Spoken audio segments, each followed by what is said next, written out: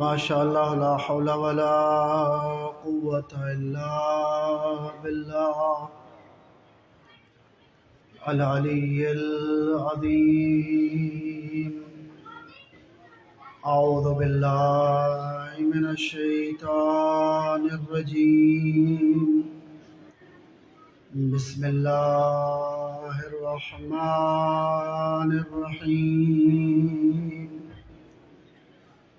رب اشرح لي صدري ويسر لي امري واحلل عقدة من لساني يفقهوا قولي۔ الحمد لله رب العالمين والعاقبة لأهل التقوى واليقين۔ الصلاة والسلام على أشرف الأنبياء والمرسلين سيدنا ونبينا وشفيع ذنوبنا حبيبنا وحبيب إله العالمين أبي القاسم محمد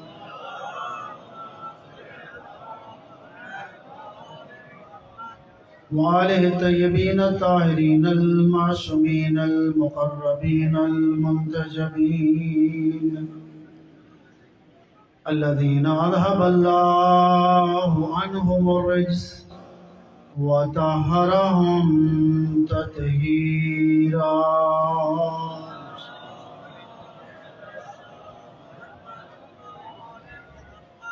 لا سیما لا بقیت اللہ فی الارضین روحی وارواح العالمین لتراب مقدمہ الفداء ورحمت اللہ علی محبیہم وموالیہم وشیعتہم اجمعین واللعنۃ الدائمۃ الابدیۃ علی اعدائہم اجمعین من یوم عداوتہم الی قیام یوم الدین۔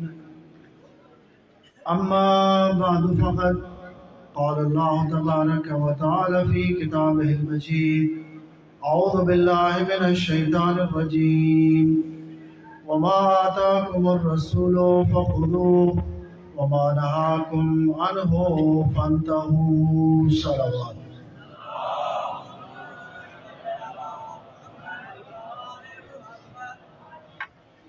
پھر بھی اپنے اعمال کی قبولیت کے لیے، مجلس اعزاز کی قبولیت کے لیے تمام علماء اعلام بطور خاص اس ادارہ کے بانی و مؤسس حضرت علامہ سید غلام علی شاہ نقوی علی اللہ مقامہ کی بلندی درجات کے لیے صلوات پڑھیں۔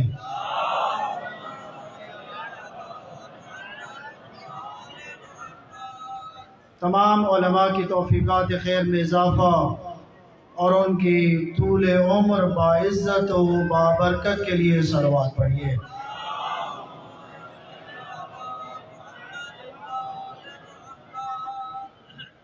ان اداروں کے حقیقی سرپرست اور وقت کے امام حجت ثانی عشر کے ظہور پر نور میں تاجیل کے لیے صلوات پڑھیے۔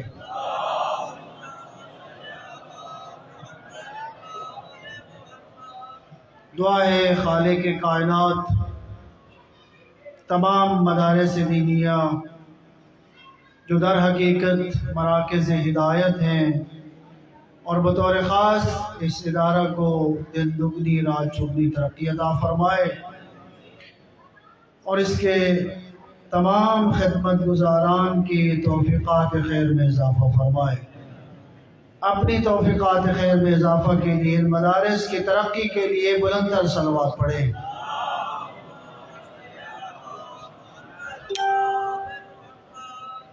یقیناً مدارس دینیہ دین کی ترویج اور دین کی حفاظت میں ایک کلیدی کردار رکھتے ہیں۔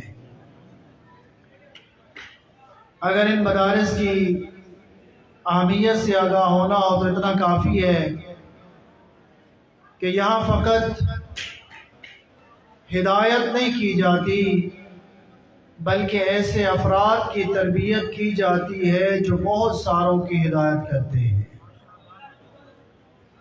اور ایک انسان کی ہدایت کا ثواب اور اجر یا قرآن سے پوچھیں یا مصطفیٰ کے فرمان سے پوچھیں، قرآن میں اعلان ہوتا ہے وَمَنْ أَحْيَاهَا فَكَأَنَّمَا أَحْيَا النَّاسَ جَمِيعًا، جس نے ایک نفس کو زندہ کیا اس نے پوری انسانیت کو زندہ کیا۔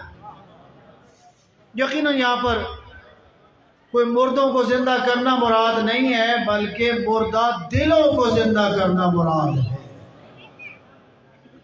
اور پیغمبر اکرم نے امیر المومنین کو مخاطب کر کے فرمایا یا علی لَإِن يَهْدِيَ اللَّهُ بِكَ رَجُلًا وَاحِدًا خَيْرٌ لَكَ مِمَّا طَلَعَتْ عَلَيْهِ الشَّمْسُ، یا علی اگر آپ کے وسیلے سے صرف ایک انسان کی ہدایت ہو جائے، ہر اس شے سے بہتر ہے جس پر سورج کی شعاعیں پڑتی ہیں۔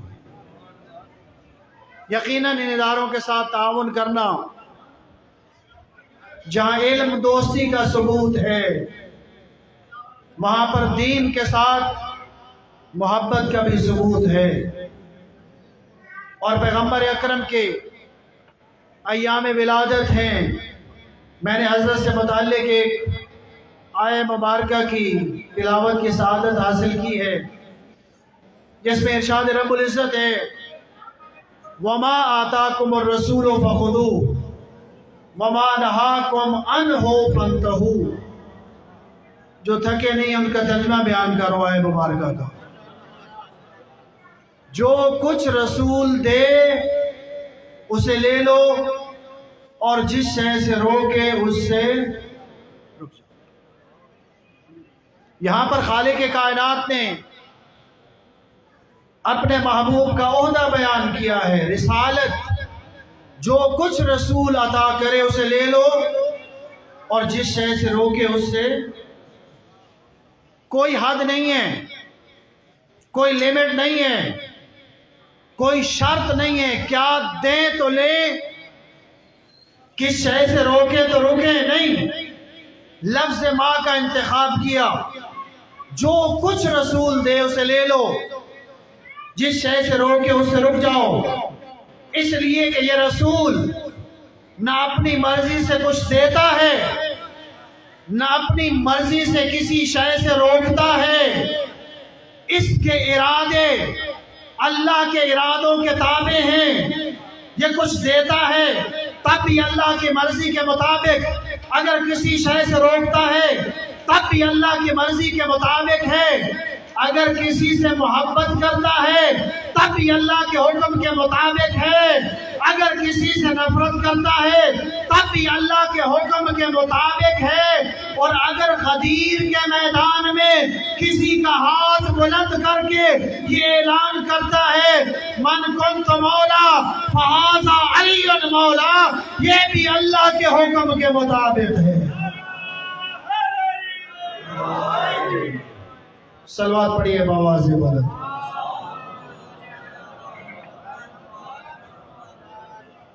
جو کچھ دے اسے لے لو، جس شے سے روکے اس سے۔ ہمیں کیا دیا ہے نبی نے؟ سب کچھ اسی نبی کی عطائیں ہیں۔ اگر آج ہمارے پاس دین ہے، مصطفیٰ کی عطا ہے۔ اگر ہمارے پاس قرآن ہے، مصطفیٰ کی عطا ہے۔ اگر ہمارے پاس اہل بیت ہیں، مصطفیٰ کی عطا ہے۔ آج کل بات کی جاتی ہے کہ علی ولی اللہ پڑھنے سے، اس کی صدائیں بلند ہونے سے کسی کو تکلیف پہنچتی ہے۔ میں اعلان کرتا ہوں کہ لا الہ الا اللہ محمد الرسول اللہ اور علی ولی اللہ یہ وہ کلمہ ہے جو سارے کا سارا مصطفیٰ نے عطا کیا۔ کیا پیغمبر نے غدیر کے میدان میں فقط یہی کہا تھا من کنت مولا فہذا علی مولا؟ نہیں، پیغمبر اکرم نے غدیر کے میدان میں 3 ولایتوں کا اعلان کیا تھا۔ سب سے پہلے کہا تھا اللہ مولاکم، پھر فرمایا انا مولا المؤمنین، پھر فرمایا من کنت مولا فہذا علی مولا۔ اگر تھکے نہیں ہیں تو سنیے، گویا پیغمبر غدیر کے میدان میں اللہ مولاکم کہہ کر لا الہ الا اللہ کا اعلان کر رہے تھے، انا مولا المؤمنین کہہ کر محمد الرسول اللہ کا اعلان کر رہے تھے، اور من کنت مولا فہذا علی مولا کہہ کر علی ولی اللہ کا اعلان کر رہے تھے۔ صلوات پڑھیے بہت، نہیں اس طرح نہیں، نعرہ حیدری بآواز بلند صلوات۔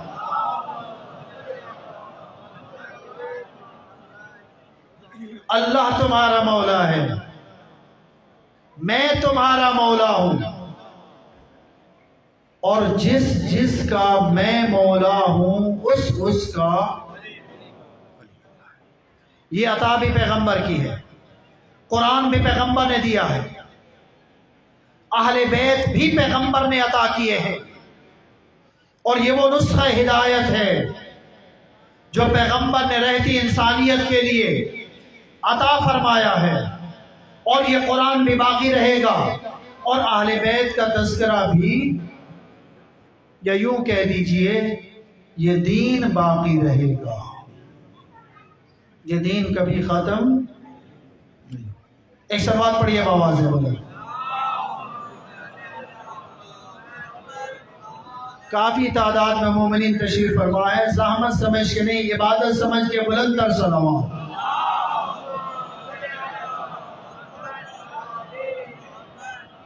یہ قرآن بھی باقی رہے گا، اہل بیت بھی باقی رہیں گے۔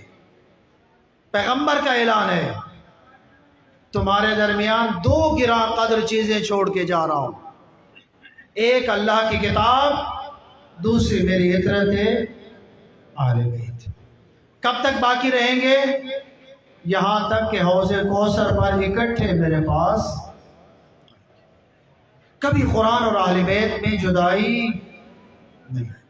آج قرآن بھی ہے، اور آج آخری امام بھی ہماری ہدایت کے لیے موجود ہے۔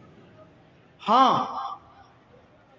ہوئی ہیں کوششیں، ابھی آپ سن رہے تھے علماء کی خدمات، ہمیشہ کوششیں کی جاتی رہی ہیں، آج بھی وہ کوششیں ہو رہی ہیں، اور ہمیشہ یہ کوششیں کی جاتی رہیں گی کہ اس دین کو، اس مذہب کو ختم کر دیا جائے۔ یہ مذہب ختم ہونے والا نہیں ہے، اپنوں کو بھی تسلی ہونی چاہیے، اور دشمنوں کو بھی کان کھول کے یہ بات سن لینی چاہیے، تم جتنی سازشیں کر سکتے ہو کر لو، جتنی مکاری اور عیاریاں کر سکتے ہو کر لو، یہ مذہب کبھی ختم نہیں ہوگا، یہ مذہب بڑھتا چلا جائے گا۔ مذہب وہ ختم ہوتا ہے جو بے وارث ہو، ہمارا وارث موجود ہے۔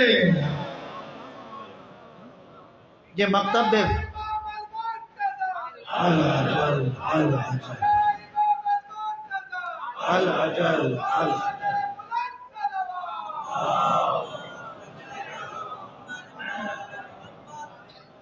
سید الشہداء کو بھی یہی کہا جا رہا تھا۔ ابن زیاد کہہ رہا تھا آپ کے سامنے 2 راستے ہیں، یا بیعت کرو یا آپ کو تلوار کا سامنا کرنا پڑے گا، آپ کے پاس کوئی تیسرا آپشن نہیں ہے۔ ہمیشہ حسین اور حسینیوں کے سامنے کائنات والے راستے بند کرنے کی کوشش کرتے رہے ہیں، لیکن سنیں گے امام حسین نے کیا جواب دیا۔ فرمایا ان الدعی ابن الدعی قد رکزنی بین اثنتین بین الذلۃ والذلہ ہیہات من الذلہ۔ تو ہے کون؟ تو وہ ہے جس کا اپنا نسب معلوم نہیں ہے، تیرے باپ کا بھی نسب معلوم نہیں ہے، تو کون ہوتا ہے کہ میرے سامنے راستے منحصر کرے؟ تو مجھے پہچان، میں علی کا بیٹا ہوں، میں کبھی ذلت کو قبول نہیں کر سکتا، میں گردن کٹا تو سکتا ہوں، جھکا نہیں سکتا۔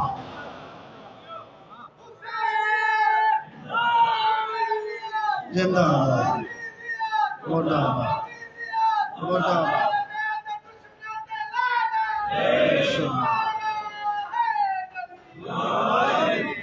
اور اس مکتب کے علماء کی بھی یہی روش ہے۔ 9/11 کے واقعات کے بعد امریکہ نے اعلان کیا تھا ہر ملک اپنی پوزیشن واضح کرے، یا ہمارا ساتھ دے یا دہشت گرد کہلائے، کوئی تیسرا آپشن نہیں ہے۔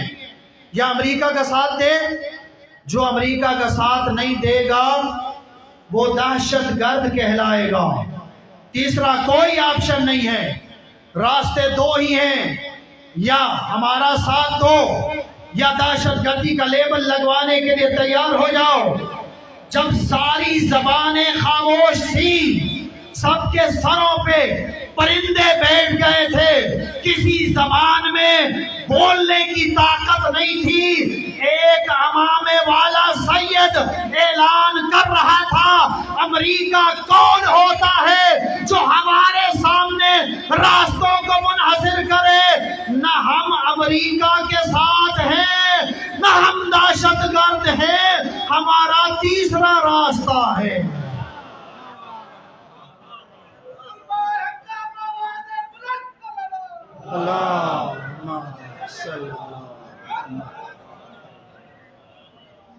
امریکہ کون ہوتا ہے جو میرے سامنے آپشن منحصر کرے؟ یا امریکہ کا ساتھ دیں یا دہشت گرد کہلوائے؟ نہیں، ہم امریکہ کے ساتھ بھی نہیں ہیں اور دہشت گرد بھی۔ یہ جرأت کربلا والوں کو اللہ نے عطا کی ہے، یہ علماء کی عزت اور عظمت ہے۔ آپ نے پڑھی ہیں خبریں کہ آیت اللہ العظمہ سیستانی کی زیارت کے لیے پوپ گئے، کیوں گئے تھے؟ کیا وجہ تھی؟ ایک مسیحی راہبر شیعوں کے مرجع تقلید کے پاس گئے، شکریہ ادا کرنے آئے تھے، خراج عقیدت پیش کرنے آئے تھے۔ اے سید زادہ، تو نے داعش کا سر کچل کر فقط شیعوں پر احسان نہیں کیا، فقط مسلمانوں پر احسان نہیں کیا، عیسائیوں پر بھی احسان کیا ہے۔ میں گواہی دیتا ہوں جس طرح تیرے آباء و اجداد اور حسین ابن علی فقط شیعوں اور مسلمانوں کے محسن نہ تھے بلکہ انسانیت کے محسن تھے۔ آپ نے داعش سے عراق کو نجات دلا کر یہ ثابت کیا ہے کہ تو حقیقتاً حسین کا بیٹا ہے۔ لبیک یا حسین، نہیں اس طرح نہیں، بلند آواز میں لبیک یا حسین۔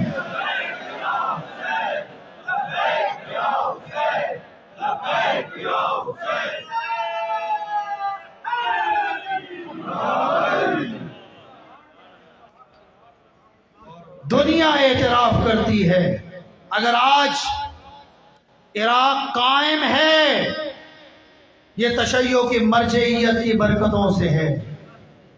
اگر آج داعش جیسا خوخار درندہ دم توڑ چکا ہے، کسی اور کو کریڈٹ نہیں جاتا۔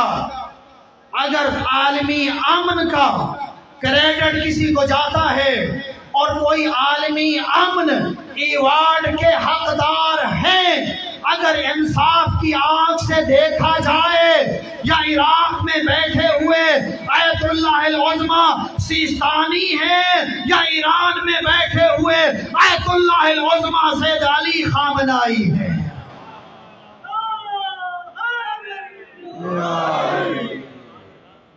انہوں نے کائنات کو امن دیا ہے۔ یہ ان کی تدبیر اور حکمت کا نتیجہ ہے کہ آج انسانیت کو امن نصیب ہوا ہے۔ یہ تشیع کی طاقت ہے۔ اور شیعہ علماء کی نظر میں کوئی سپر پاور نہیں ہے۔ اگر سپر پاور ہے تو فقط لوگوں نے مشورے دیے تھے امام خمینی کو کسی ایک بلاک کا سہارا لیں، یا روس کا یا امریکہ کا۔ امام خمینی نے فرمایا تھا مجھے کسی کی ضرورت نہیں ہے، ان کا سہارا وہ لے جس کا کوئی سہارا نہ ہو، میرے پاس خدا ہے۔ اسرائیل کو بڑی طاقت ماننے والے دیکھ چکے، عرب ملک مل کر بھی جس کا مقابلہ نہیں کر سکتے۔ اتنی بڑی فوجی طاقت وہ عام لوگوں کے لیے بڑی فوجی طاقت ہے، لیکن اگر اس کی حقیقت سننی ہو تو آؤ کربلا کے راہی سید حسن نصر اللہ سے سنو۔ لوگ کہتے ہیں بڑی طاقت ہے، لیکن سید حسن نصر اللہ کہتے ہیں واللہ ان اسرائیل لأوہن من بیت العنکبوت، تمہاری نظروں میں بڑی طاقت ہے، مجھ حسینی سے پوچھو تو اسرائیل مکڑی کے گھر سے بھی زیادہ کمزور ہے۔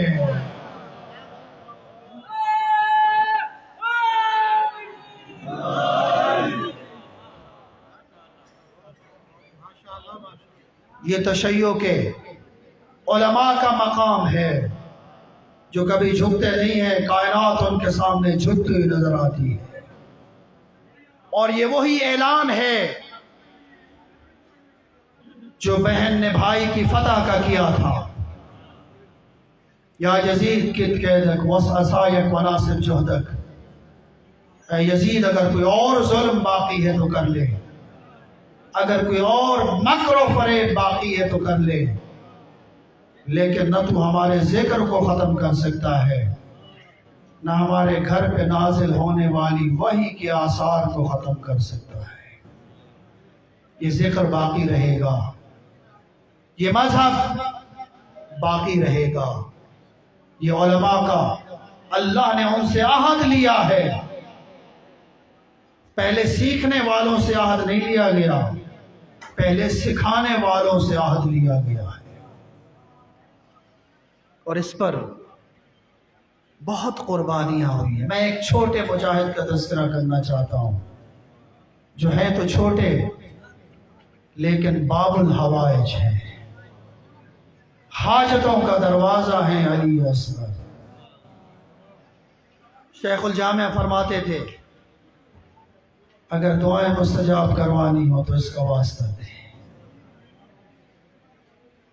وہ مجاہد فرماتے ہیں بہت سے سیدزادہ علماء نے جناب سیدہ کو عالم خواب میں دیکھا اور سب نے ایک ہی منظر دیکھا، جن کے دل متوجہ ہو چکے ہیں۔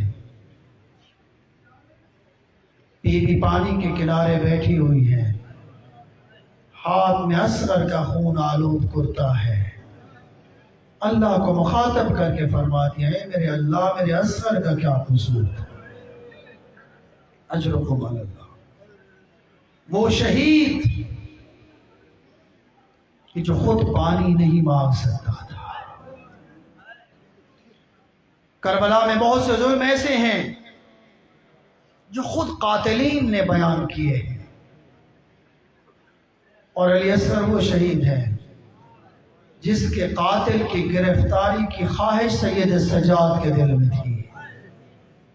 پوچھتے تھے حرملہ گرفتار ہوا ہے؟ بتانے والے نے بتایا جب میں کوفہ سے آیا تبھی گرفتار نہیں ہوا تھا۔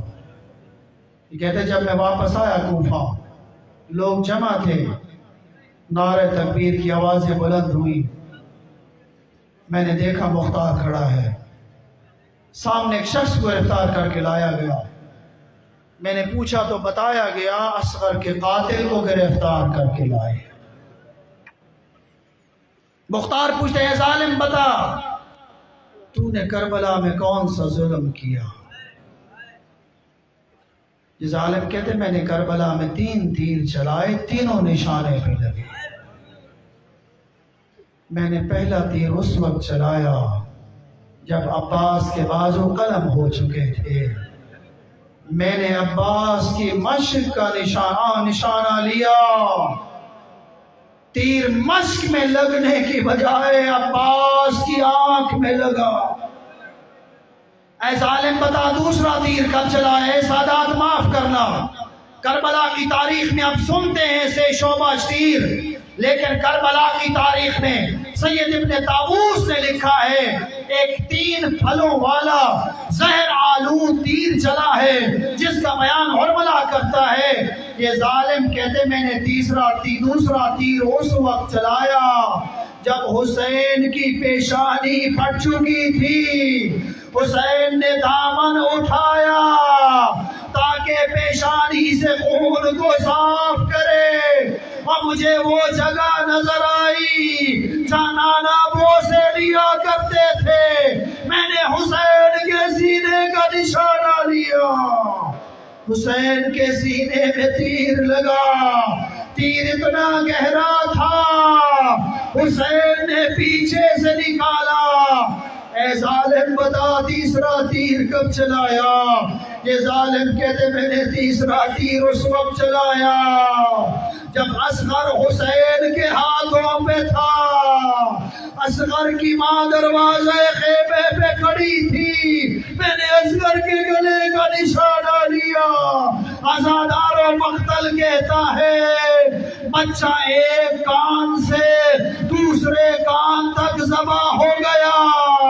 حسین نے اصغر کا خون اپنے ہاتھوں پہ لیا، اپنی ریش مبارک پہ ملا، فرمایا میں اسی حالت میں نانا کے پاس جاؤں گا۔ یہ وہ مقام تھا، حسین کو تسلی دی گئی، آواز آئی تاہو فَإِنَّ لَهُ مُرْزِعًا فِي الْجَنَّةِ، اے حسین اصغر کو چھوڑ دو، وہ ہم نے جنت میں دودھ پلانے والی کا انتظام کر دیا ہے۔ عزادار و مختار کہتا ہے اے ظالم تو بڑا سنگ دل ہے، یہ بتا تجھے حسین کی غربت پہ رحم آیا؟ عزادارو جو ابھی تک نہیں رو سکے آخر لفظ سنے، یہ ظالم کہتے ہاں اگرچہ بڑا سنگ دل ہوں لیکن ایک وقت حسین پہ ایسا آیا وہ میرا دل بھی جلا، مجھے بھی رحم آیا۔ اے ظالم بتا وہ کون سا وقت تھا؟ یہ ظالم کہتا ہے جب میں نے اصغر کا گلا تیر سے ذبح کر دیا، اب اصغر کا لاشا حسین کے ہاتھوں میں تھا۔ کبھی حسین ارادہ کرتے تھے خیموں میں جائے، وہ پھر خیال آتا تھا شاید کوئی مزدور مر جائے، وہ یہی وجہ تھی حسین کبھی 7 قدم آگے اور کبھی 7 قدم پیچھے آ رہے تھے۔ الا لعنت اللہ علی القوم الظالمین وسيعلم الذين ظلموا أي منقلب ينقلبون۔